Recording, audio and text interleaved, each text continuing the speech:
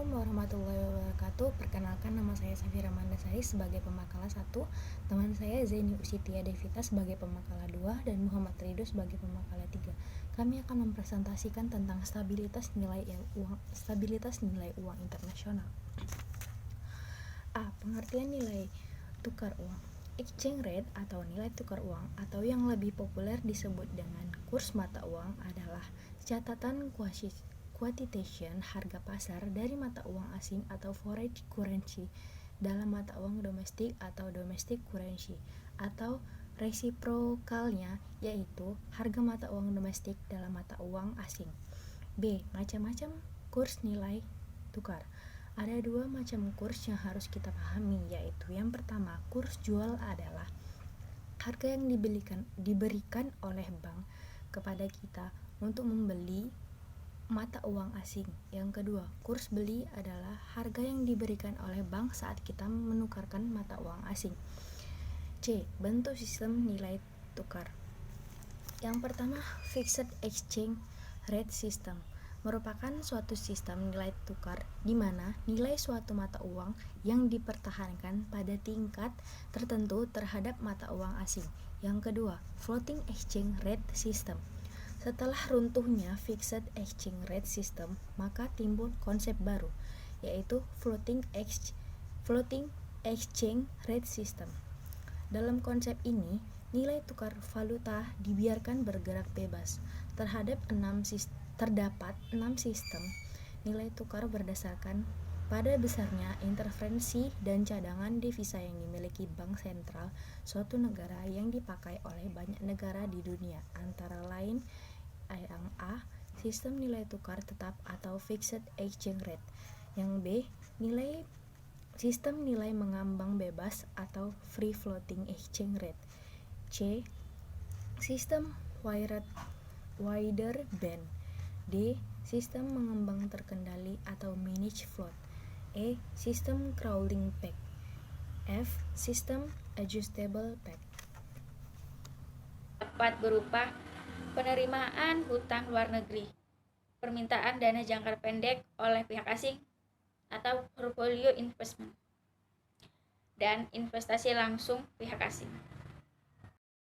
E. Teori nilai tukar uang konvensional. Definisi nilai tukar atau kurs antara lain dikemukakan oleh Adi Warman A. Karim dalam bukunya Ekonomi Makro Islam adalah harga mata uang suatu negara relatif terhadap mata uang negara lain. Karena nilai tukar ini mencakup dua mata uang, maka titik keseimbangannya ditentukan oleh sisi penawaran dan permintaan dari kedua mata uang tersebut. Nilai tukar suatu mata uang dapat ditentukan oleh pemerintah atau otoritas pemerintahan.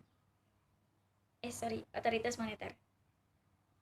Seperti pada negara-negara yang memakai sistem fixed exchange rates ataupun ditentukan oleh kombinasi antara kekuatan-kekuatan pasar yang saling berinteraksi serta kebijakan moneter, seperti pada negara-negara yang memakai sistem flexible exchange rates.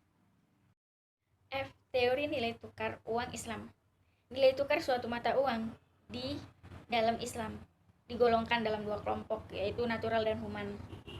Kebijakan nilai tukar uang dalam Islam menggunakan sistem manager floating. Nilai tukar merupakan kebijakan pemerintah. Namun, pemerintah tidak akan mencampuri keseimbangan yang terjadi di pasar, kecuali terjadi hal-hal yang mengganggu keseimbangan itu sendiri.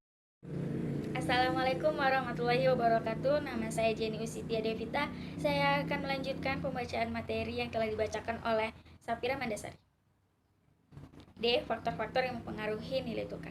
Dalam sistem mata uang tetap, nilai tukar ditetapkan secara tetap terhadap mata uang asing. Sementara dalam sistem mengambang, nilai tukar atau kurs dapat berubah-ubah setiap saat, tergantung pada permintaan dan penawaran valuta asing terhadap mata uang domestik.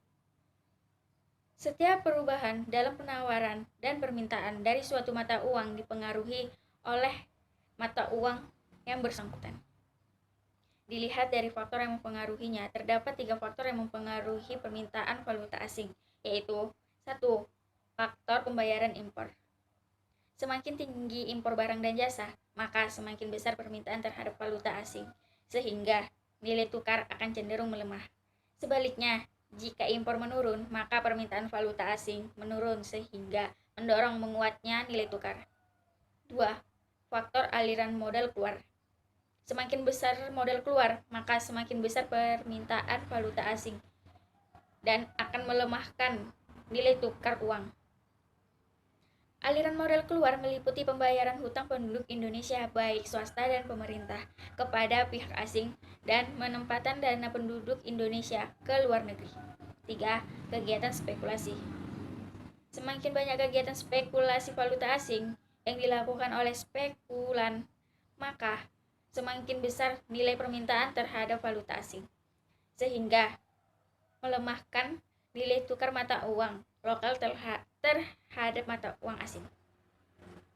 Sementara itu, penawaran valuta asing dipengaruhi oleh dua faktor, yaitu 1. Faktor penerimaan hasil ekspor.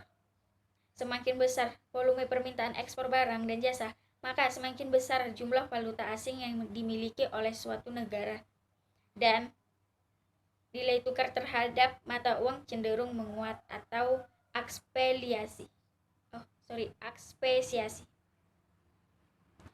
Sebaliknya, jika ekspor menurun, maka jumlah valuta asing yang dimiliki menurun, sehingga mata uang juga cenderung mengalami depresiasi. 2. Faktor aliran modal masuk.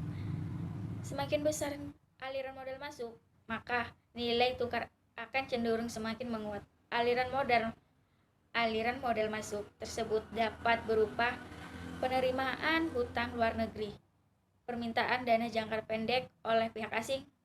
Assalamualaikum warahmatullahi wabarakatuh. Saya Muhammad Ridho. Saya akan membahas stabilitas nilai uang internasional. Ada yang pernah dengar nggak kalau rupiah itu kadang dia menguat maupun melemah? Mengapa rupiah bisa menguat atau melemah terhadap mata uang negara lain? Nilai tukar sebuah mata uang pada dasarnya mencerminkan mata uang tersebut. Pada prinsipnya, nilai tukar ditentukan oleh kebutuhan atau demand dan ketersediaan atau supply antar mata uang masing-masing negara. Seperti rupiah dan dolar Amerika Serikat misalnya. Perbandingan mata uang ini biasanya dihitung dalam satuan atau kurs. Contohnya saja saat ini, 1 dolar Amerika Serikat hampir setara dengan 17.000 rupiah. Nilai tukar yang ditentukan oleh pasar akan berubah-ubah nilainya tergantung pada kebutuhan dan ketersediaan mata uang tersebut.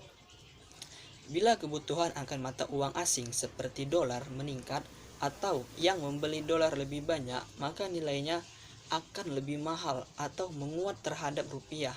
Demikian pula sebaliknya. Lantas, apa yang menjadi penyebab permintaan mata uang meningkat? Ada banyak penyebabnya. Yang mendasar adalah permintaan mata uang untuk transaksi pembelian barang atau jasa luar negeri yang kita kenal saat ini adalah impor dan pembayaran hutang luar negeri.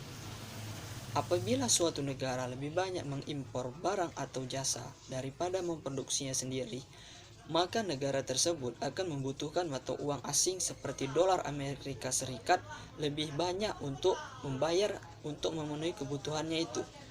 Demikian pula jika suatu negara banyak memiliki utang luar negeri dan dibutuhkannya lebih banyak uang asing untuk membayar hutang luar negeri tersebut. Permintaan dolar yang lebih tinggi dapat menyebabkan harga dolar meningkat atau menguat, atau mata uang rupiah secara relatif akan melemah.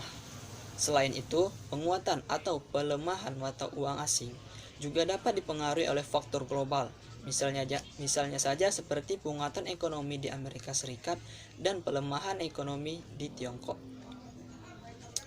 Hal ini membuat Bank Sentral Amerika Serikat menaikkan suku bunganya. Akibatnya, mata uang dolar Amerika Serikat yang tersebar di seluruh negara tertarik untuk kembali ke Amerika Serikat.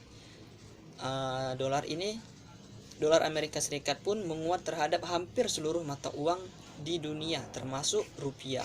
Demikian pula jika Tiongkok melambatkan laju ekonominya, akibatnya permintaan Tiongkok akan produk-produk negara berkembang menurun, sehingga ekspor atau pemasukan valuta asing bagian negara yang berkembang seperti halnya Indonesia ini akan berkurang. Lalu bagaimana agar mata uang kita itu bisa stabil atau menguat?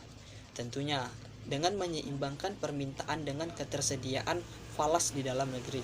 Untuk itulah kita harus lebih banyak melakukan ekspor baik barang maupun jasa serta mengelola permintaan falas. Untuk itu kita harus meningkatkan daya saing ekonomi kita, industri nasional, dan kemampuan produksi dalam negeri. Tugas siapakah itu?